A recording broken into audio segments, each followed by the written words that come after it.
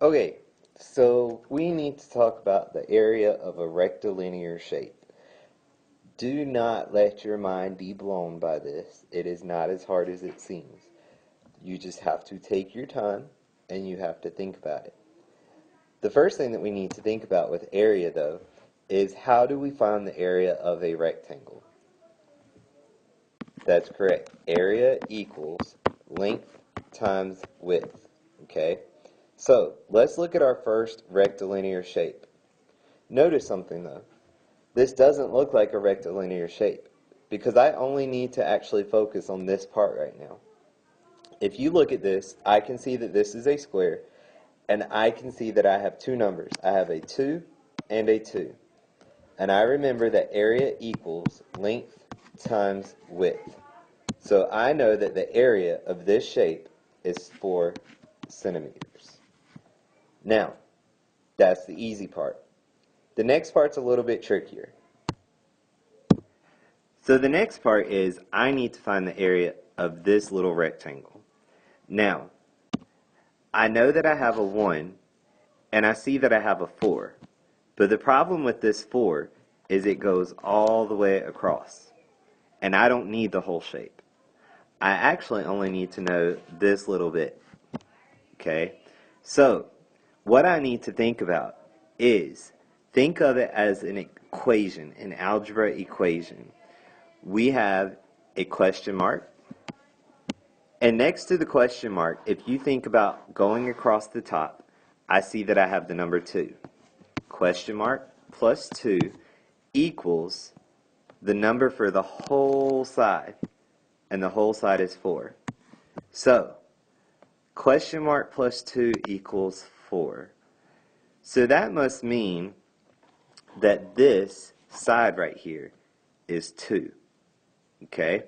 Because 2 plus 2 makes 4. Exactly.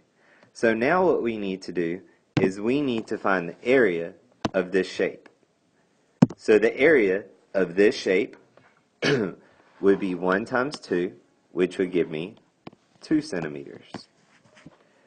So if we put this area and this area together, that would give me 6 centimeters squared. Okay, let's look at another one.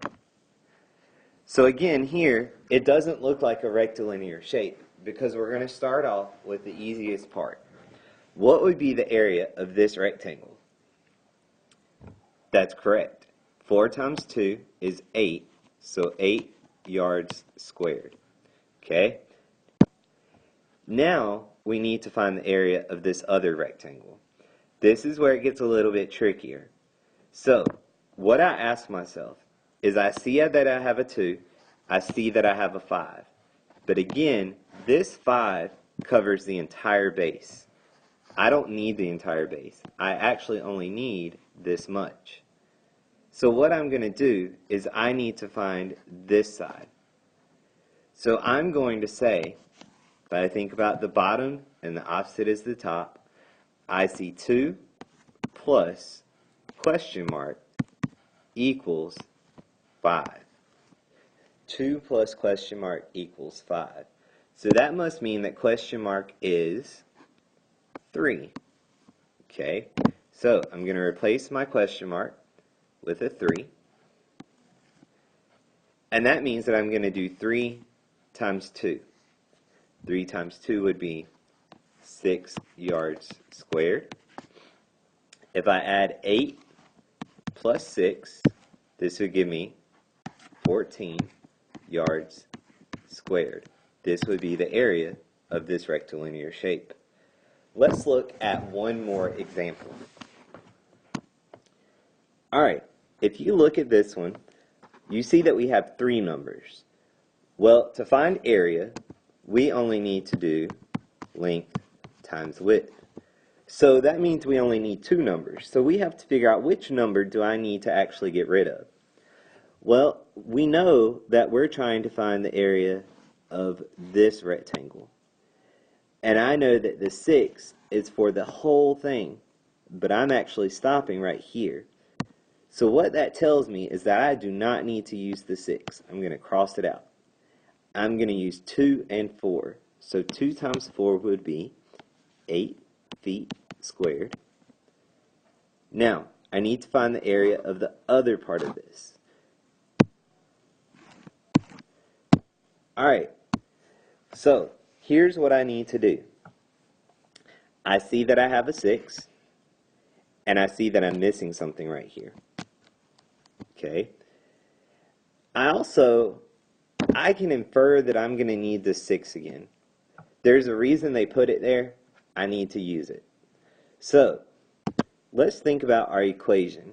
We're going to say blank plus question mark equals blank. Well, is the question mark on the top, the bottom, the left, or the right? The question mark is on the bottom. So that means I'm going to use the bottom, and I'm going to use the opposite of the bottom, which would be the top. Okay? So, if I look, what numbers do I have across the bottom? That's right. I have a 4, and I have the question mark. What numbers do I have across the top? That's correct, a 6. So I need to say 4 plus something equals 6. So 4 plus something equals 6. 4 plus 2 equals 6. So that must mean that this missing side down here is 2. So that means that I'm going to do 6 times 2, which is 12 feet squared. And then what's the final step now? 8 feet squared plus 12 squared equals 20 feet squared. Great job.